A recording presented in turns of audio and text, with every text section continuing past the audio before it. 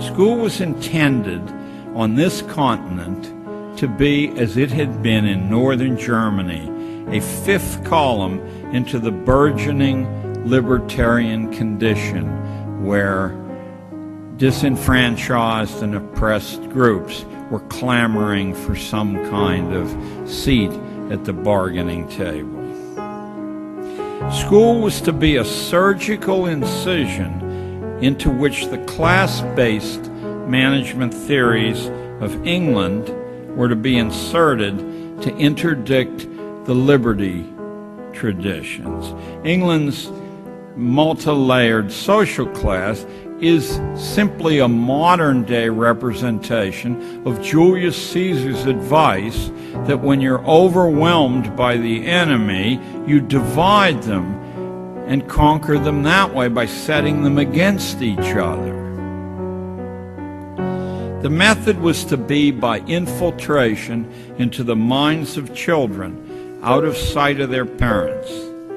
The well-read here won't be shocked. Theorists from Plato to Rousseau to Frederick of Prussia knew and taught explicitly that if children could be kept childish beyond its term in nature, if they could be cloistered in a society of children without any real responsibility except obedience, if their inner lives could be attenuated by removing the insights of history, literature, philosophy, economics, religion, if the imminence of death and the certainty of pain and loss can be removed from daily consciousness, if the profound reflections on one's own death could be replaced with the trivializing emotions of greed, envy, jealousy, and fear, young people would grow older, but they would never grow up, and a great enduring problem of supervision would be solved. For who can argue against the truth that childish and childlike people are far easier to manage than critically trained, self-reliant ones? And now you're ready to hear the 6 purposes of modern schooling taken directly from Dr. Inglis's book. The first function of schooling is adjustive. Schools are to establish fixed habits of reaction to authority. That's fixed habits of reaction. Notice that this precludes critical judgment completely. Notice, too, that requiring obedience to stupid orders is a much better test of function 1 than following sensible orders ever could be. You don't know whether people are reflexively obedient unless they'll march right off the cliff. Second is the diagnostic function.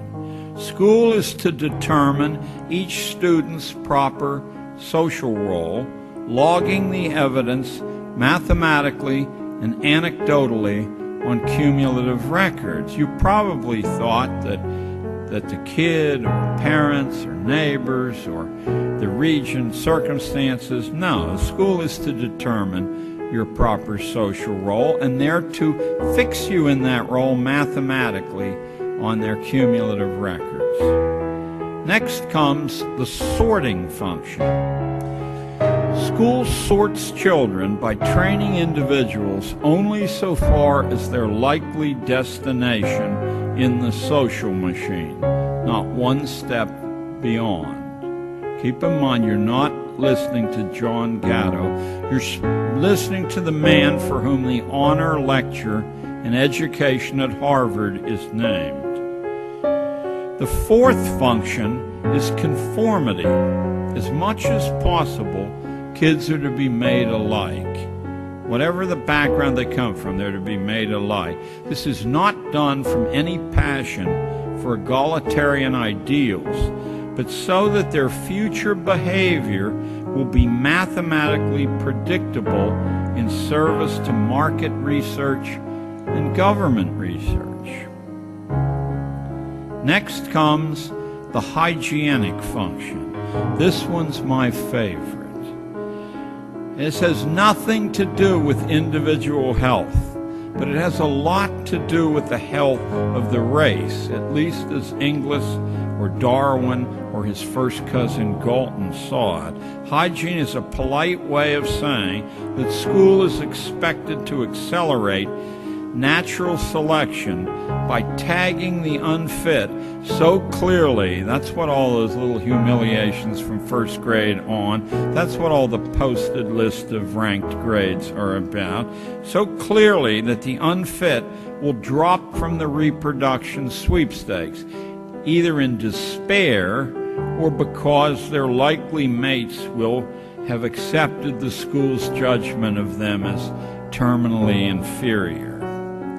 And last comes a fancy Latin word, the propaidutic function. That's a fancy word meaning that a small fraction of lucky kids will quietly be taught how to take over management of this continuing project.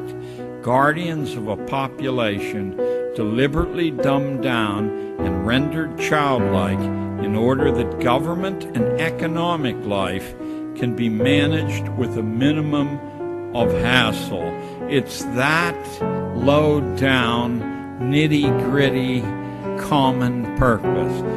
Not Marx's grand warfare between classes and greedy